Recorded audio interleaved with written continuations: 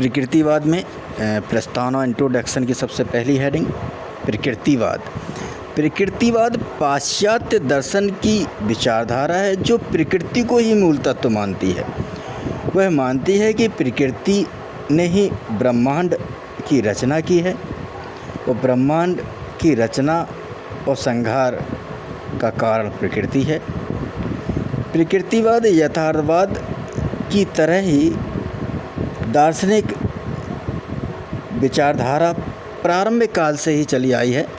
यह विचारधारा सबसे पहले थेल्स 640 बीसी से 550 बीसी ने सृष्टि को जल से निर्मित माना है। अब जल की अगर हम बात करें तो जल का जो सिद्धांत है वो मनुस्मृति का है। मनुस्मृति भी जल से ही सृष्टि को मानती है। ऋग्वेद में भी वर्णन है और ये प्रश्न 69,000 सुपर टैट में आया है।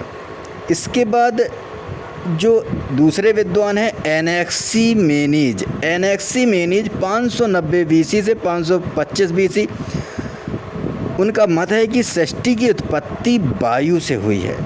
वे वायु को ही प्रमुख तत्व मानते हैं सृष्टि की उत्पत्ति का।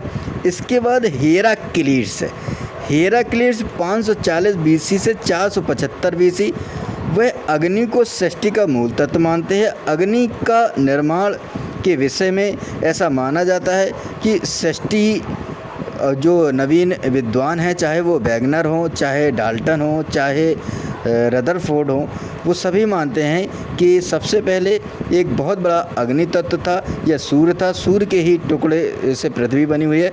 तो ऐसा वर्णन शिव पुराण के 5 से लेकर 13 अध्याय के बीच की सृष्टि खंड में है कि जो सृष्टि है सबसे पहले एक बहुत बड़ा अंड था, उस अंड के शायद टुकड़े हुए और उन टुकड़ों से सभी नक्षत्र आदि बने हुए हैं। अब दूसरा विद्वान है डेमोक्रिस्ट महोदय ये मानते हैं कि परमाणुओं के संयोग से ही सृष्टि की रचना हुई है और ये आगे चलकर इसे परमाणु वैज्ञानिक डाल्टन ने इसको सिद्ध कर दिया था।